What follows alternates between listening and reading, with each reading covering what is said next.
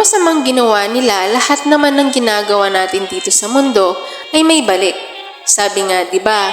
When you give, it will come back to you.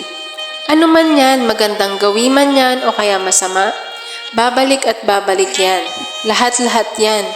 At kapag bumalik yan, hindi ka na magtataka kung bakit ganun lang nangyari sa'yo. Point ito ng realization na may ginawa ka dati na masama, kaya ang nasa isip mo, deserve ko to.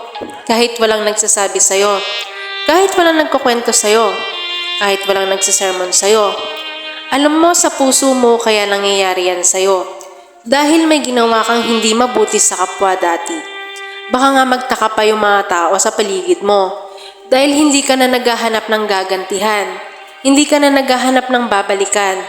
Dahil alam na alam mo deep inside, again, deserve mo ang balik na yan. Deserve mo ang sitwasyon na yan. Kahit naman sa kabutihan, kapag gumawa ka ng mabuti, may balik at balik yan na kabutihan.